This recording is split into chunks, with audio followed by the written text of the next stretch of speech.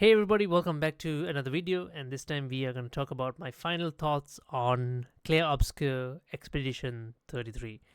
I will not be discussing any story elements, I will not be sharing any spoilers, right? This is so that people can still enjoy the game truly without anyone giving any spoilers. So what I can say is like this is truly a phenomenal game, right? I highly recommend everyone to play this. It is a surreal experience, right? Everything is just amazing. The story, the storytelling, the narrative, the voice acting, the combat, the gameplay, everything is just amazing, right? Sure, turn-based games are not for everyone, right? I understand, like not all people like turn-based games.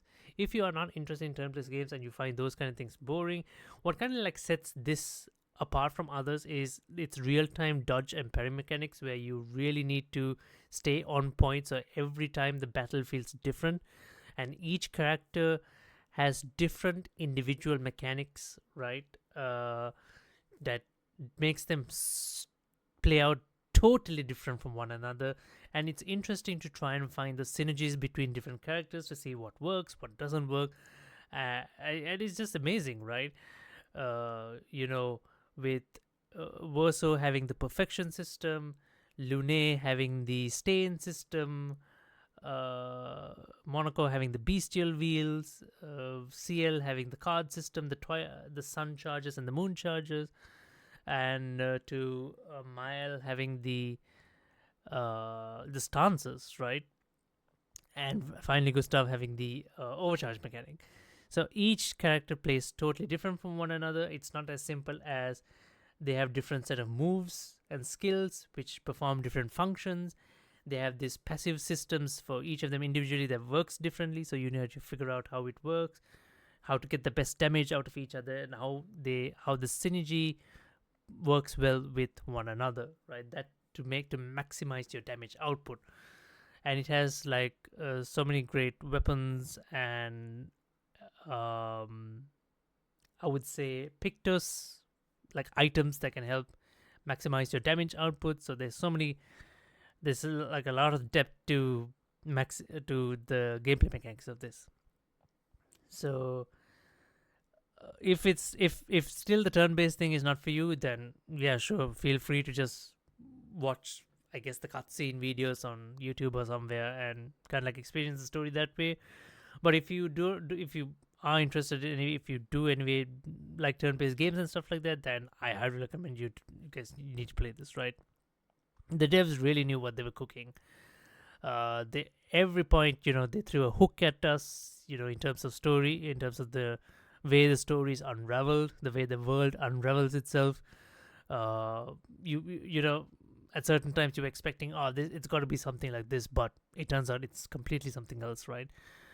Sure, towards the end you can guess what's kind of like is going to go down, but you won't exactly know what's going to happen until the very end, until like much later in the game. So I highly recommend everyone to play this. It is just a surreal experience, and this is easy, like a 9 out of 10, 10 out of 10 kind of game, right? The one thing which was a little bit off was, like, the facial animations when they talk to each other. Like the facial animations were on point, but it's just the mouth movements, right? And it's just a very minor thing, but the, the game is still fine, right? Facial animations were fine. It's just the mouth movements at certain dialogue which looked a bit weird at times. But other than that, everything else was amazing. The music, my goodness, I need to listen to the entire soundtrack of this game, right? The music is phenomenal. The combat music, the scenery music, the character music, like different music elements at different stages of the game, for different areas of the game, for different regions of the game, is just amazing. And the game is actually it's quite massive, I would say, right? The open sandboxness of the game, there's so much to explore. There's so many hidden things. There's so many optional bosses, optional dungeons to do, and things like that. Just so much challenges to take care of. There is like, I think you can get through to the story quite quickly if you just focus on the story stuff. But like, but to make kind of like the boss fights easy for yourself, you might want to grind out a little bit of levels. So that's where, the side exploration, side objectiveness kind of like comes into play, right?